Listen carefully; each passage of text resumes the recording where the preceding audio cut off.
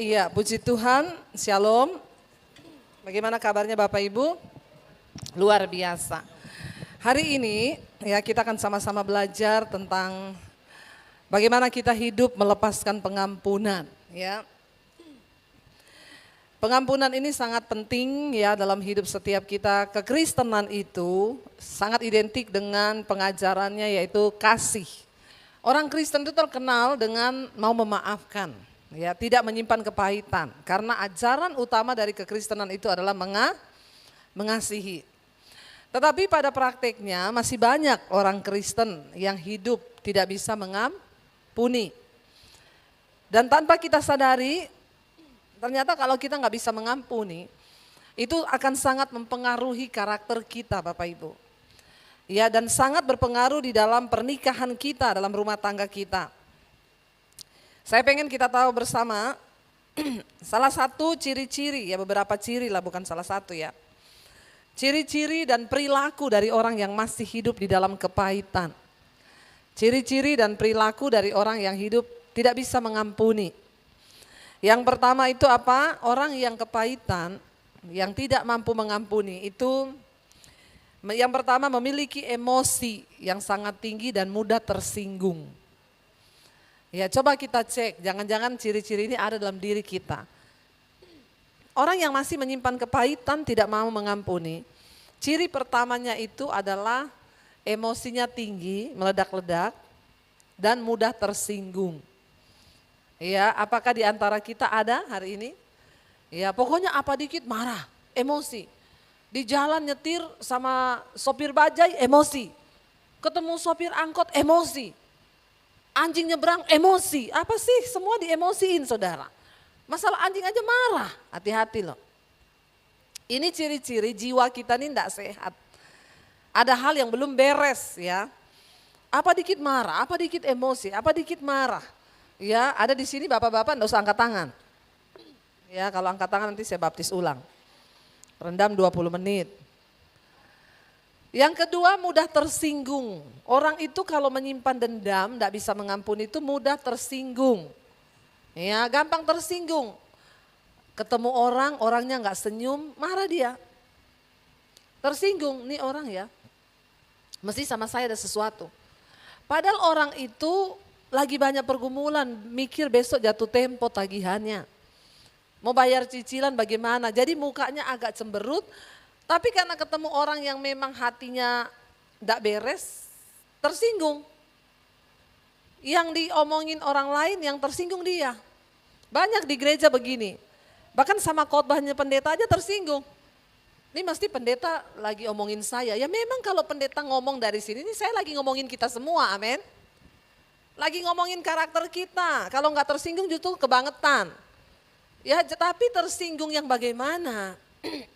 Orang itu kalau punya kepahitan apa-apa tersinggung, istri ngomong apa nangkepnya apa, ya suami ngomong apa nangkepnya apa. Makanya kita perlu membereskan yang namanya kepahitan supaya kita memasuki rumah tangga itu enak. Bayangkan kalau istri pahit, suami pahit, masuk rumah tangga dua-duanya pahit, tiap hari minum kopi pahit, makan daun pepaya. Maka semakin pahitlah hidup rumah tanggamu. Semua pahit. Lepaskan pengampunan, itu baik bagi jiwa kita. Dan perilaku kita pun akan terpengaruh saudara. Lalu yang berikutnya orang yang punya kepahitan, tidak bisa mengampuni itu apa? Susah diajak bicara baik-baik. Kita sering ya ketemu orang kayak begini ya. Ada orang-orang konseling datang sama saya. Padahal dia itu konseling loh. Tapi nggak bisa diajar bicara baik-baik itu nggak bisa. Jadi begini ya Bu, suami saya itu Bu, gini iya Bu, Ibu dengar saya ngomong dulu nggak bisa. Jadi suami saya itu ya udah kalau Ibu nggak bisa diomongin nggak usah telepon saya. Ya, ada orang-orang tuh nggak bisa. Jadi gini loh Bu, firman Tuhan tuh berkata begini, Ibu nggak ngerti sih. Jadi diajak bicara baik-baik itu nggak bisa. Orang itu berarti jiwanya masih penuh dengan kepahitan. Kita punya keluarga kan saudara, ada kan keluarga model-model begitu kan. Mau diajak bicara baik-baik itu enggak terima, maunya itu pokoknya ribut berantem. Itu ciri-ciri orang yang hatinya penuh dengan kepahitan, tidak mengampuni. Kekecewaannya ditimbun, makanya juga nggak bisa diajak omong baik-baik. Yang ketiga, orang-orang kepahitan itu suka ngancem. Ya, lihat kamu ya. Lihat aja kamu ya. Suami istri nih yang punya kepahitan ada. Berantem dikit masalah kecil udah gini, lihat kamu ya. Saya ceraikan loh kamu. Saya talak loh kamu. Urusannya tuh apa? Urusan kecil berbuah sampai jadi gede. Ini tanda orang masih ada kepahitan, tidak bisa mengampuni. Ciri yang berikutnya, tidak mudah memberikan maaf. Apalagi itu orang melepaskan pengampunan gak bisa memberi maaf. Saudara, namanya suami istri itu kita salah paham biasa ya. Gak mungkin suami istri itu gak ada salah paham tuh, gak mungkin. Sekudus-kudusnya orang, saya sama suami, selalu ada saat-saat kita tuh miss dalam omongan. Biasa, namanya biasa, ya marah kecil itu biasa. Tapi jangan sampai kalau orang marah sampai 3 hari nggak omongan, 5 hari nggak bicara, itu sakit jiwa. Amin. Saya tidak perlu bertanya di sini, angkat tangan. Kalau ada di antara saudara berantem lebih dari 3 hari tidak omongan, 2 hari apalagi 1 minggu, Anda sudah saya pastikan sakit jiwa. Tidak ada Tuhan di dalam hatimu, yang ada itu setan. Mudah-mudahan tersinggung, bilang amin. Dengar baik-baik, kalau ada orang berantem 3 hari 3 malam gak omongan suami istri, apalagi 1 minggu, tidak ada Tuhan di hatimu, yang ada setan, bilang amin. Enggak ada yang amin, jangan-jangan semua ini kalau berantem lebih dari 3 malam nih. Untuk apa saudara ke gereja? Buat apa saudara dengar firman? Kalau kita punya Roh Kudus di hati, maaf ya, yang Anda pikir ini masalah kecil. Orang Kristen itu suka menggampangkan. Enggak apa-apa, aku marah sama istriku, biarin aja. Enggak aku aja omong, enggak aku kasih duit 1 minggu. Maaf, engkau pikir ini masalah biasa. Ini masalah yang luar biasa di hadapan Tuhan. Dan saya harus berbicara keras. Jangan biarkan dari perkara-perkara kecil kita tidak berkenan di hadapan Tuhan. Bagaimana rumah tangga kita mau diberkati? Kalau bapak ibu berantem ya 3 hari nggak bicara, 5 hari nggak bicara, biar pakai masker saja terus di rumah. Jangan makan sekalian. Ya, 5 hari nggak usah makan. Maaf, saya bicara keras. Kalau Anda berantem suami istri nggak ngomong 3 hari, 5 hari, 1 minggu, setan yang ada di hatimu, bukan Tuhan. Saudara mau amin atau tidak, saya aminkan. Memang kalau orang punya Tuhan, tidak mungkin engkau betah hidup lama-lama marah. Cuma anak setan yang begitu saudara. Sekarang khotbah itu udah nggak usah enak-enakan ya. Kita yang keras-keras saja ya. Amin. Yang berikutnya, orang yang tidak melepaskan pengampunan atau penuh dengan kepahitan itu dia nggak mungkin bisa menerima nasihat. Makanya suami istri hidup berantem terus, kenapa? Dua-dua merasa benar, nggak mau terima nasihat. Dinasehatin tuh nggak mau, diem. Ya, nggak usah kamu nasihatin saya lebih pintar dari kamu. Wah, ini ciri-cirinya. Nah, saudara, kita mau belajar apa yang Yesus ajarkan ya. Satu kali Petrus itu bertanya, ketika Yesus sedang bersama-sama dengan mereka. Pertama-tama terlibat pembicaraan dengan Yesus. Jadi mereka itu bersama-sama ngobrol ya tentang firman Tuhan. Yesus itu tidak selalu berkhotbah. Tapi dia with time dengan murid-muridnya sambil makan, mereka ngomong-ngomong, dan yang diajarkan Yesus nilai-nilai kebenaran firman Tuhan. Satu kali Yesus mengajar kepada mereka tentang menasehati sesama. Matius 18 ayat 15 dulu. Supaya tidak ada pertengkaran, tidak ada kepahitan, ya kita perlu saling menasehati. Matius 18 ayat 15, Yesus itu ngomong gini sama murid-muridnya. Apabila saudaramu berbuat dosa, tegurlah dia, ya. Matius 18 ayat 15. Apabila saudaramu berbuat dosa, tegurlah dia di bawah 4 mata. Jika ia mendengarkan nasihatmu, engkau telah mendapatinya kembali atau engkau sudah menyelamatkan dia. Kalau ada saudara kita, teman kita, sahabat kita, orang di gereja kita yang berbuat dosa, kalau kita mengasihi dia, tegur berapa mata? 4, jangan 5, berarti ada yang ngintip. 1 ya, atau 6, enggak boleh. 4 mata, panggil, ngomong, saya tuh dengar atau tahu kamu begini. Saya mengasihimu ya. Sesuai dengan firman Tuhan dikatakan tegur 4 mata. Kamu harus bertobat begini, ayo kita berdoa. Selesai. Dia mau bertobat, kita sudah menyelamatkan dia. Tapi kalau enggak mau, ayat berikutnya dikatakan, ayat yang ke-16. Jika ia tidak mendengarkan engkau, bawalah seorang atau 2 orang lagi supaya atas keterangan 2 atau 3 orang saksi perkara itu tidak disangsikan. Kalau dia nggak mau bertobat, ajak orang lain. Ya, makanya saya menasihatkan ke jemaat begitu, Bu. Suamiku selingkuh, Bu. Ibu sudah bicara 4 mata dengan suami, sudah tidak mau berubah. Panggil 2 atau 3 orang saksi. Siapa? Mertuamu, orang tuamu. Itu orang terdekat supaya tidak bocor keluar. Ajak duduk bersama. Enggak salah loh saudara. Enggak salah, supaya jangan istri tok menyimpan kepahitan. Ya, karena apa? Memendam terus kepahitan suami ini selingkuh nggak mau berubah-berubah. Libatkan orang lain. Supaya Anda tidak memikirkannya sendiri. Ajak orang tuanya duduk, ajak orang tuamu duduk. Karena pernikahan itu dua keluarga. Ya, atau kalau enggak mau libatkan orang tuanya, ya kita pokoknya ajak kakaknya atau adiknya ngomong di depan. Dia tidak mau bertobat lagi, ini Tuhan Yesus loh yang ngajari loh, ya bukan saya loh, Tuhan Yesus ngajari sama murid-muridnya. Gimana kalau dia nggak mau dengar 2-3 orang ngomong? Ayat yang berikutnya 17.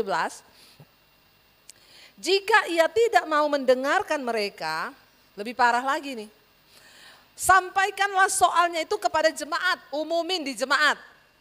Ngeri nggak? Ngeri. Tapi memang perlu kayak begini nih saja di gereja supaya orang tobat.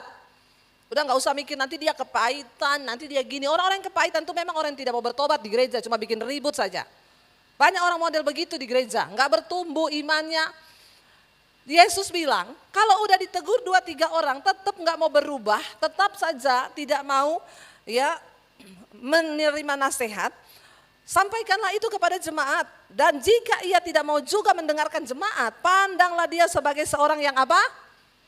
Tidak mengenal Tuhan, nggak mengenal Allah. Dia sama dengan seorang pemungut cukai yang tidak bertobat. Jadi saudara tahu sekarang ya, ini Yesus yang ngomong.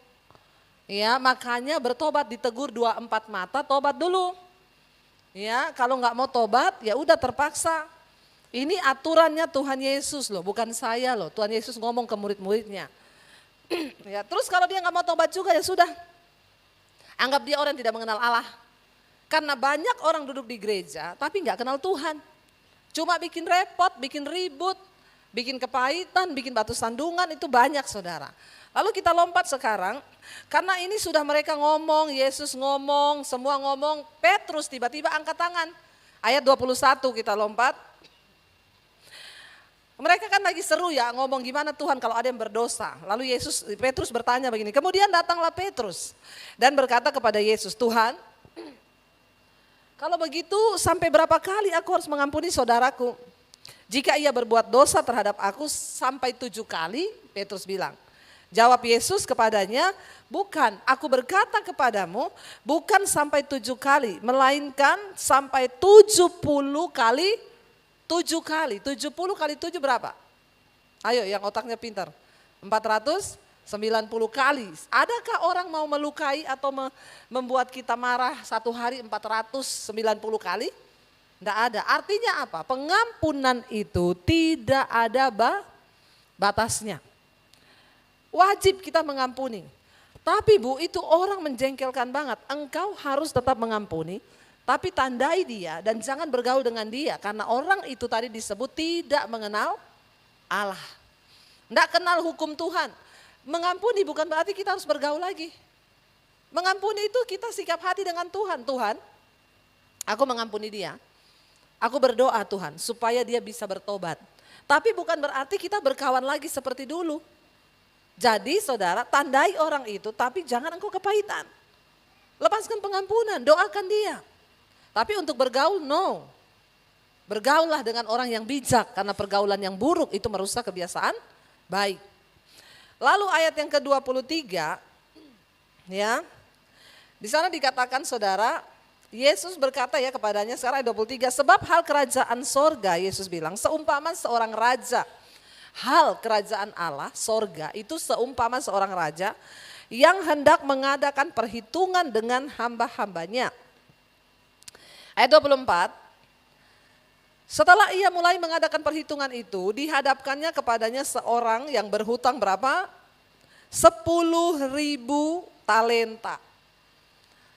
Lalu dikatakan di sana, tetapi karena orang itu tidak mampu melunaskan hutangnya, raja itu memerintahkan supaya orang itu dijual beserta anak dan istrinya dan segalanya miliknya untuk membayar hutangnya. Raja itu panggil anak buahnya, ini orang gak bisa bayar utang, tolong jual sebagai budak. Uangnya kasih saya untuk bayar utangnya. Lalu dikatakan tetapi orang itu tidak mampu melunasi, lalu suruh jual. Maka waktu raja ngomong suruh jual, orang itu sujud ya, menyembah raja itu, katanya sabarlah dahulu, segala hutangku akan kulunasi. Intinya dia memohon belas kasihan, beri aku kesempatan. Berlutut bersujud di bawah kaki raja itu.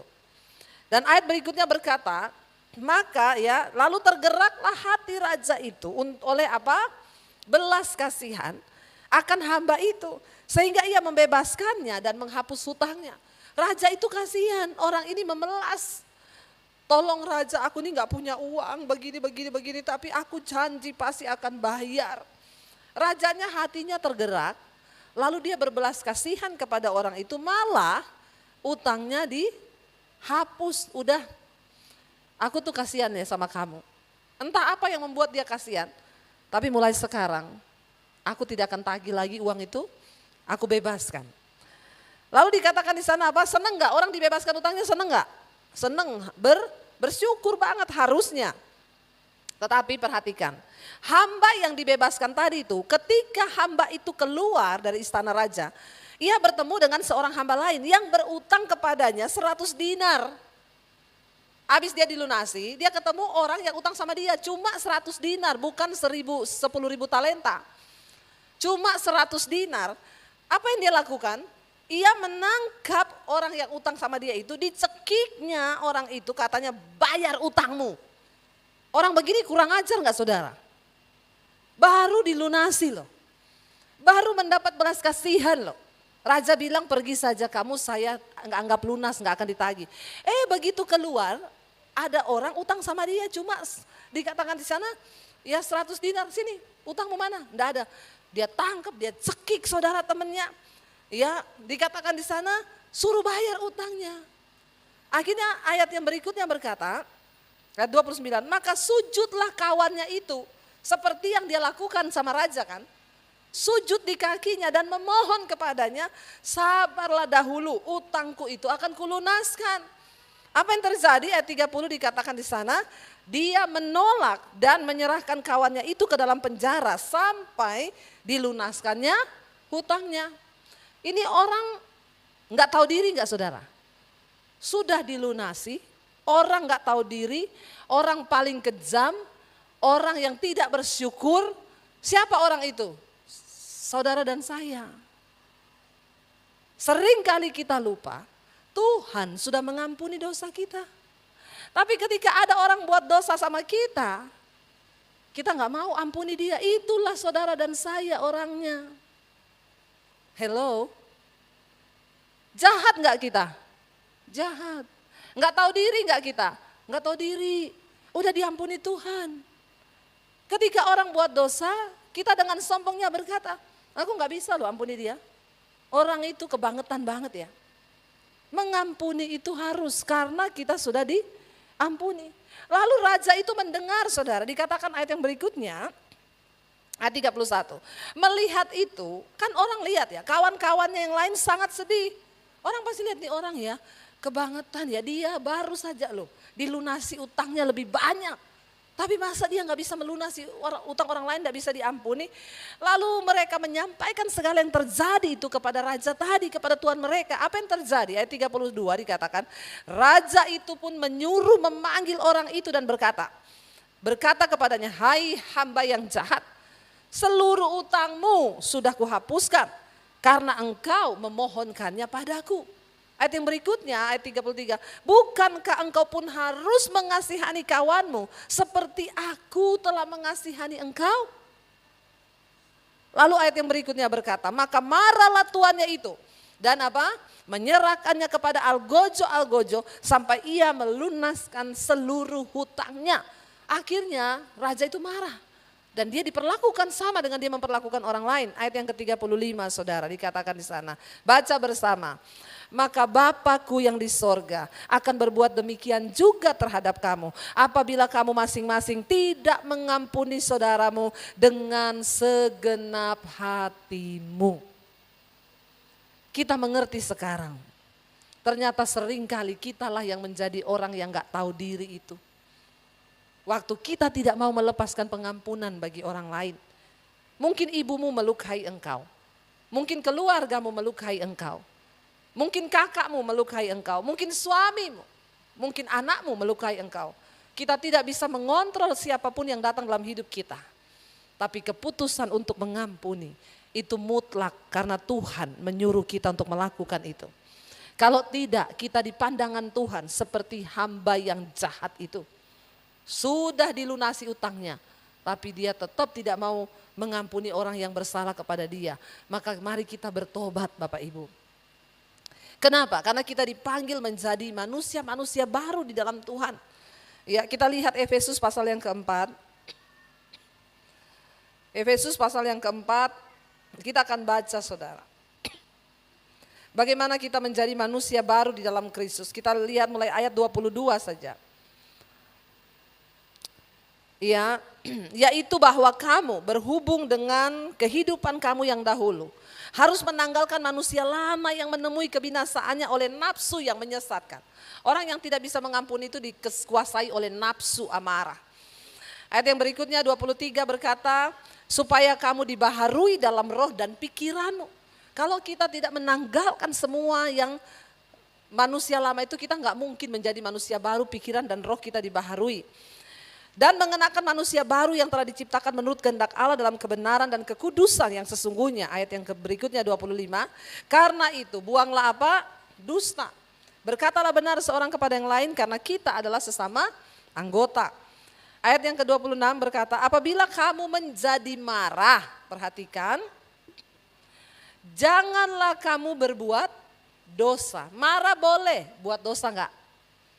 Pendeta bisa marah enggak saudara? Bisa. Manusia kita semua bisa marah kalau kita melihat sesuatu ketidakadilan. Marah boleh, buat dosa enggak? Loh maksudnya gimana Bu? Waktu engkau marah, jangan keluar kata-kata kotor dari mulutmu. Jangan keluar kata-kata yang tidak sesuai firman Tuhan. Apalagi ya, marah sampai 1 hari, 2 hari, 3 hari itu yang saya bilang tadi tidak ada Tuhan di hati, yang ada setan. Jangan sampai engkau berbuat dosa, baca bersama, janganlah matahari terbenam sebelum padam amarahmu. Jangan simpan marah lama-lama saudara. Kenapa? Karena engkau akan memberi kesempatan kepada iblis. Orang kalau marah langsung dilepas pengampunan tidak akan berbuah lagi. Tapi kenapa ada orang bikin kopi dikasih sianida? Karena marahnya berkelanjutan. Kenapa orang bisa bunuh orang? Karena amarah menyebabkan itu terjadi. Tapi kalau langsung kita beresin tidak akan ada dampak dosa. Orang yang menyimpan kemarahan memberi kesempatan kepada iblis. Lalu berikutnya dikatakan di sana menjadi manusia baru itu apa? Orang yang mencuri jangan mencuri lagi, tapi baiklah ia bekerja keras melakukan pekerjaan yang baik dengan tangannya sendiri supaya ia dapat membagikan sesuatu kepada orang yang berkekurangan. Ayat 29. Baca bersama, janganlah ada perkataan kotor keluar dari mulutmu. Orang yang kepahitan perkataannya kotor. Tetapi pakailah perkataan yang baik untuk membangun di mana perlu supaya mereka yang mendengarnya beroleh kasih karunia. Ayat 30 berkata di sana, dan janganlah mendukakan Roh Kudus Allah yang telah memateraikan kamu menjelang hari penyelamatan. Kita ini sedang dipersiapkan untuk diberi materai menuju hari penyelamatan. Tapi materai itu bisa tidak jadi diberikan Tuhan karena kita mendukakan Roh Kudus. Kenapa kita mendukakan Roh Kudus? Ayat berikutnya berkata 30, baca bersama. Segala apa? kepahitan, kegeraman, kemarahan, pertikaian, fitnah, hendaklah dibuang di antara kamu, demikian pula segala kejahatan. Ayat yang berikutnya, ya, di sana dikatakan tetapi hendaklah kamu ramah terhadap semua orang, ya terhadap yang lain penuh kasih mesra dan saling mengampuni. Sebagaimana Allah di dalam Kristus telah mengampuni kamu. Saudara, kemarahan yang tidak dibuang, kekecewaan yang disimpan itu berpengaruh berat buat kesehatan. Saudara mau minum vitamin apapun, saudara mau olahraga, nge-gym, mau apapun. Kalau engkau tidak melepaskan pengampunan, engkau sakit. Kemarahan, pertikaian itu membuat orang stres. Ketika orang stres, tubuh ini memproduksi sejenis hormon yang namanya kortisol. Itu diproduksi oleh kelenjar yang namanya adrenal di dalam tubuh. Waktu kortisol ini tinggi dalam darah seseorang, karena hormon kortisol itu diproduksi waktu orang marah, orang tertekan, orang depresi, orang kepahitan, itu hormon kortisol terus diproduksi dalam tubuh. Waktu hormon ini tinggi dalam darah, maka engkau akan mengidap penyakit darah tinggi, diabetes, jantung, dan itu sangat berpengaruh ke dalam kesehatan karena hormon ini ya mengatur semua sistem metabolisme dalam tubuh. Tapi kalau dia berlebih, saudara, karena hormon ini keluar waktu orang depresi, tertekan, marah, kecewa, kepahitan. Nah, saudara bisa bayangkan orang kepahitan, itu kan tiap hari loh, dia produksi hormon kortisol itu. Dan itu kalau terlalu banyak dalam darah, engkau kena diabetes, jantung, darah tinggi. Kemarin saya ini ada dokter memberkati ibu, saya mau memberkati ibu ya, terapi ozon. Darahnya dikeluarin 250 cc diambil, disuntikan ozon. Saudara, saya tanya sama dokter, dok kok ada orang darahnya itu hitam, kental. Oh itu hormon kortisolnya tinggi bu. Oh jadi orang kalau darahnya kental, hitam itu karena hormon kortisolnya tinggi. Iya itu sejenis hormon stres. Hormon yang diproduksi ketika orang marah, orang kecewa, itu hormon keluar. Nah saudara, ya dari situ saya tuh melihat lah, berarti benar Alkitab itu bilang, hati yang gembira itu obat yang manjur. Padahal kalau orang itu kepahitan mana ada gembira. Yang tadi itu marah-marah, emosian, tersinggung, anjing lewat marah, kucing nyebrang marah. Enggak ada hubungannya, marah-marah. Hormon kortisolmu tinggi, darahmu hitam, kental. Bertobat. Jadi semua itu ada sangkut pautnya. Ya kalau orang itu hatinya damai, sukacita, enggak marah-marah, darahnya itu lancar. Saya lihat kemarin darah saya dikeluarin, puji Tuhan gak hitam banget sih. Ya lalu dimasukin ozon, dicampur begitu jadi pink darahnya, dimasukin lagi ke dalam tubuh. Ya untuk menetralisir darah yang lain. Saya tuh lihat ya, saya banyak tanya sama dokter, oh jadi begitu ya dok? Iya bu, waktu orang itu marah, ya tertekan, hormon kortisol itu diproduksi, berlebih dalam tubuh. Lalu gulanya naik, darahnya naik. Saya kemarin itu pas dikontrol gula saya rendah, darah saya rendah karena saya enggak pernah marah-marah. Ya, gula saya masa cuma 80 saudara. Ya, normalnya 140. Jadi saya harus dibikinin teh kasih madu dulu baru bisa diambil darahnya. Ya, karena gulanya sangat rendah sekali. Ya, makanya obat saya itu duren. Ya, saya bersyukur saya pelayanan kalau drop dicariin duren, sate kambing, enak toh? Ya, enak, makanya jaga hati damai sejahtera. Jangan sampai darahmu naik, gulamu naik. Kenapa? Kebanyakan hormon kortisol dalam darah. Saudara, Tuhan itu tidak pernah berdusta. Saya undang imam musik maju ke depan. Biar kita mau terus ya datang pada Tuhan. Kita mau bilang Tuhan kami mau pulihkan setiap kami. Ya kuduskan hidup kami supaya iman kami ini terus bertumbuh di dalam Tuhan. Kami melepaskan pengampunan, hidup kami damai sejahtera. Ketika kita mau sungguh-sungguh bertobat. Mau merendahkan diri, ingat seringkali yang menjadi hamba yang jahat tadi itu kita lah. Karena kita lupa bahwa Tuhan sudah mengampuni kita, kita lupa bahwa Tuhan sudah memulihkan kita. Sehingga kita tidak punya hak untuk tidak mengampuni orang lain. Mari kita bangkit berdiri bersama, datang pada Tuhan.